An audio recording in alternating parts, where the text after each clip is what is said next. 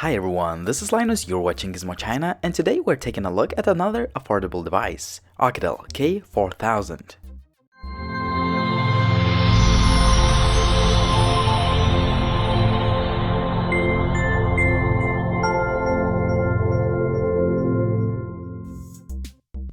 As usual, let's start by unboxing, and what you get in the packaging are a fast charging brick, USB cable, instruction manuals, a pair of earphones, and a soft plastic case. As soon as you pick up the phone, you'll notice that it is a heavy device as it weighs 208 grams and it is 11 millimeters thick. Nevertheless, the phone has only 5 inches display and thus it is easily manageable with one hand. On the top, we have a 2 megapixels camera for selfies, and on the bottom, you have 3 capacitive buttons which are however not backlit. The backplate is made of soft plastic, which is nice to the touch and definitely helps with the grip. As far as optics, Oukitel implemented an 8 megapixel shooter which is interpolated to 13 megapixels and it is supplemented with a LED flash. On the bottom, there is a speaker grill. You can easily remove the back cover, and underneath it, you can find 2 SIM card slots and the micro SD card slot.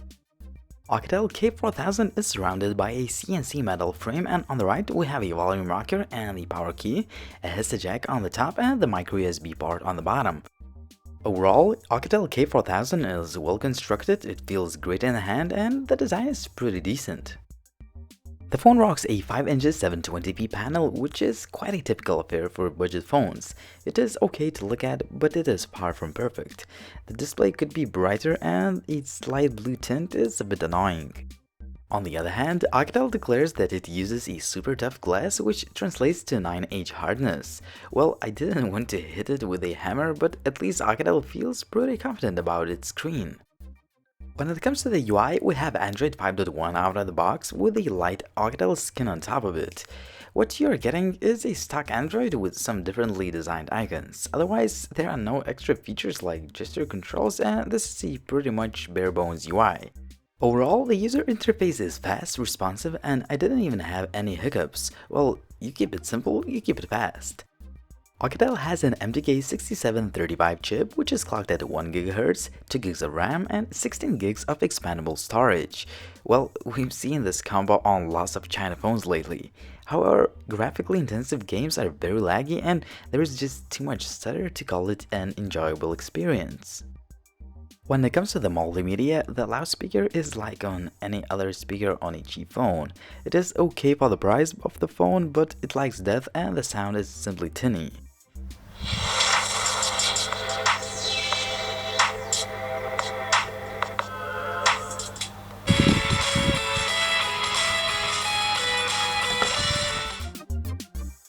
The 8 megapixel shooter, which is actually interpolated to 13 megapixels, is actually not bad for a budget phone, but it is not always reliable. If you are lucky, you may get a shot with a decent amount of details and okay color reproduction. If you are not that lucky, you may get a blurry shot. Other cons are usual to all budget phones. The dynamic range is usually off, the contrast levels are not perfect, and the low light shots do not impress. When it comes to the video quality, the footage looks shaky and it lacks details. As far as connectivity, I have no major complaints with the call quality, signal reception, or Wi-Fi. GPS lock speeds and accuracy are pretty good too. The 4000 mAh battery should last forever given 5 inches display and a light UI. I have to say that the longevity is indeed impressive, as I could constantly get over 5 hours of screen on time. So here it is, the Oukitel K4000. Is it another cheap phone from China? Well, yes, it is not a perfect phone, but it is not a bad choice either. The device has a decent design with great build quality, okay display, which is not perfect but it is built to last, a very good battery life, okay camera, and fluid UI. However, the Oukitel K4000 is a heavy phone and you will feel that immediately. Also, the UI doesn't have any extra features we see on other phones. Well, it's good that it is not overblown with gimmicks, but a few extra features would have been nice. Lastly, while the camera is pretty good, it is not consistent and the low light shots do not impress. Finally, Oukitel K4000 is a decent phone, but there is nothing we haven't seen before. For the price of just below $120 US, it is a good offering, but you may also want to check out some other devices on the market.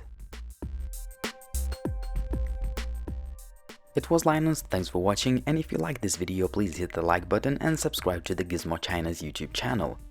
Also, I suggest you checking out gizmochina.com for a full written review and other Chinese phones news and reviews. Thanks for watching again, and see you in the next one.